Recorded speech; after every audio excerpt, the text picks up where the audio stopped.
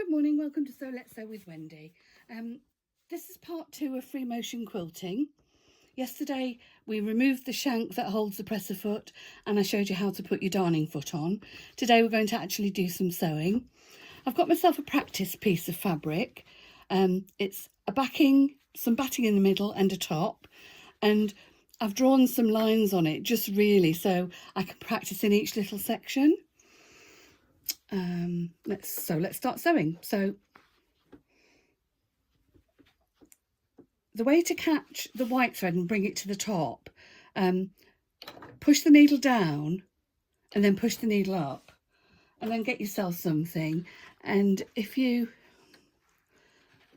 pull both threads you'll see the white thread coming, if you can see that. So that just makes it nice and neat. You might find it useful to buy a pair of quilting gloves.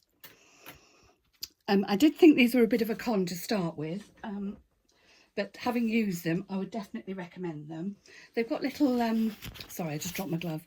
They've got little sort of gripper bits on the fingers, which helps you when you're moving the fabric. These particular ones are from So Easy, and this size is the small, so they are quite big. This size is small and they're still a bit loose, but it's fine. So let's get sewing. So I've got my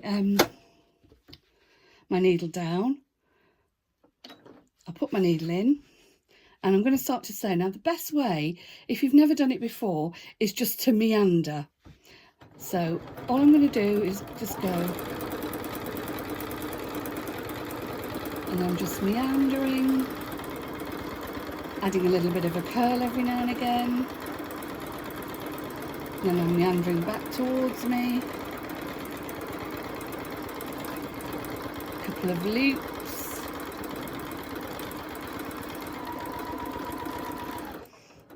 Now if I look at this, my stitches are a little bit big, and that's because I'm doing it quite slowly. So what I'm going to try and do now, if when you're sewing, if you want to move your work, make sure your needle's down and then you can just spin it round. And what I'll do is I'll come back this way and I'll try and speed up a little bit.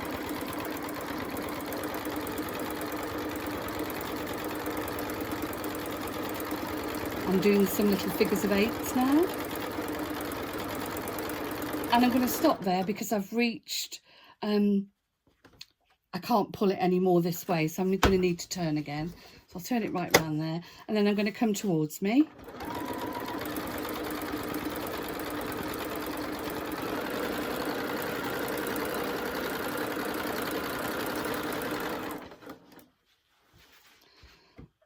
And now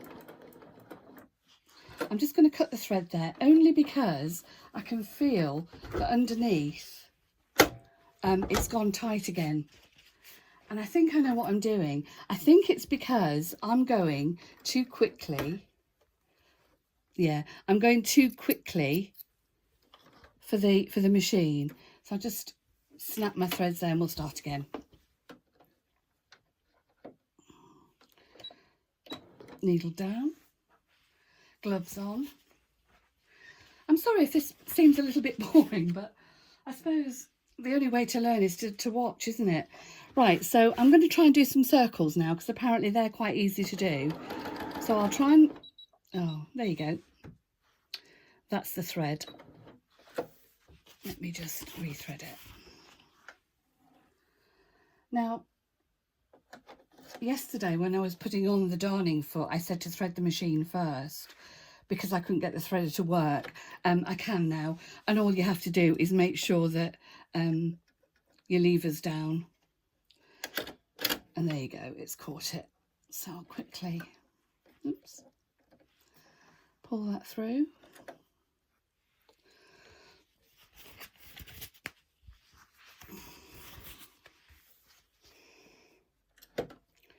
Do the one stitch down, one up. Oh, didn't work that time. Down. Yeah, it's caught it now. And then pull the white thread through, so you've got both threads on top. Okay.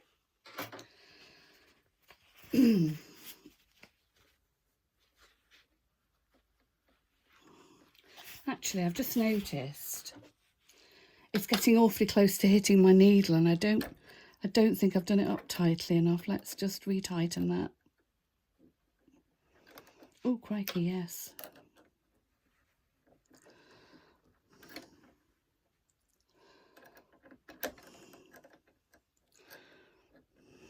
That's it. So now when I put the needle down, it's right in the middle of the hoop. Oh, we don't want any broken needles, do we? Right, so I'm going to start off then. It's just trying to get a nice rhythm going. And I'm trying to do some circles.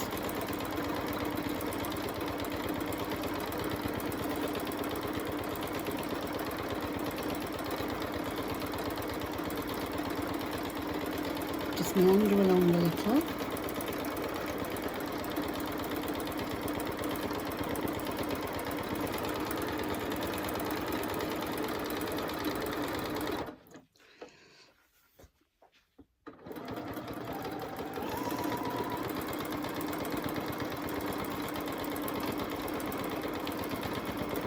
I think learning to do free motion circles on this would be really good, because you know you've got the option to do an automatic circle with this machine, and you could do a big circle, and then as you join your big circles together, these could be the fillers.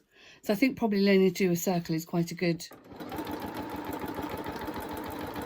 and it's really taking it quite slowly to start with and doing one down, one up, one down, one up. Oops. So again, round, round. Right, I think what I've done is I've caught the thread again, and I know what it is. It's because I'm pulling at the quilt, and the machine's going slowly. My fault. You have to get synced with your machine. So let's try again.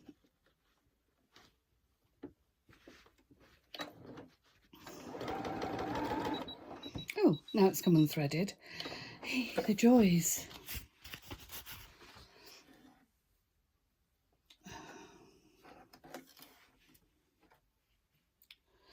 I haven't really done much free motion quilting, and the reason is this machine's got some really, really good stitches. You know, like I think it's number 20. I think it's a serpentine stitch, the wiggly stitch.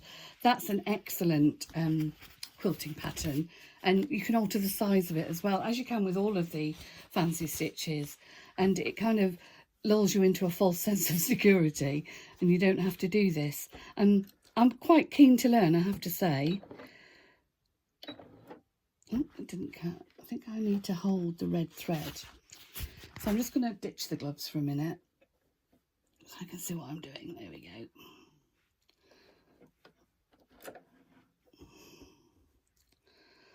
go. So all I'm doing here is just trying to catch the white thread. There she is. And that brings both threads to the top of the quilt nicely. I'll put my needle down and we'll start again. So nicely doing little circles.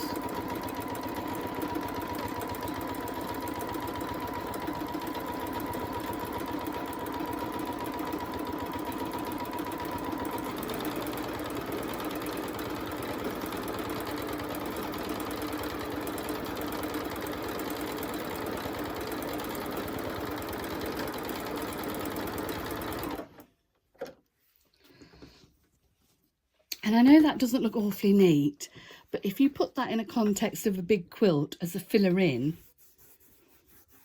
it's still, you know, it'll still do the job that you want it to do.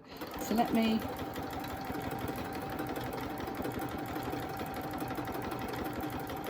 carry on.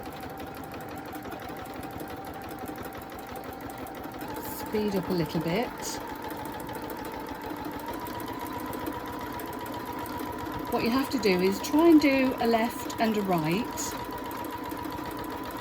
a left and a right, and it just gives you like muscle memory, and it stops your shoulders from aching because you're doing one from each. So let's just see if we can do like a figure of 8. Oh, 9.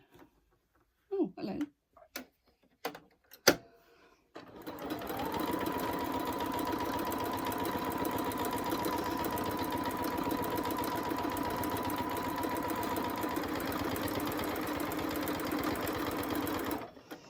See, I did like a little figure of 8 there. That's quite nice.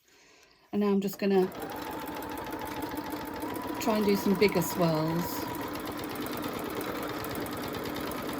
This machine does not like to go fast when you're doing free motion.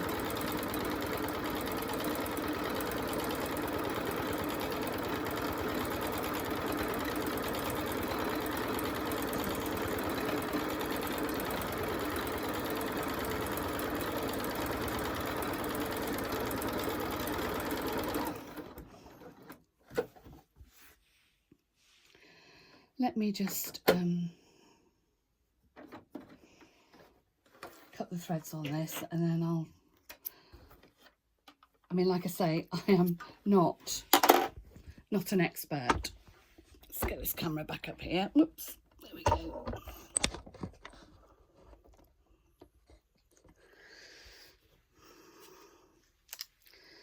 And there, that's what I've just done. It's by no means perfect, but I have to say it's probably only the second time I've ever done it. And I think the key to it is slow and steady, and you get in tune with your machine. I've heard people say in tutorials to put some nice slow music on that you like, or hum a tune and make yourself go round and round and round, and that does actually help. It's difficult to do when you're actually chatting away, but anyway, I hope you found this useful. Like I say, I'm not an expert, but at least you can have a go now. And again, thank you for watching, and I'll see you soon.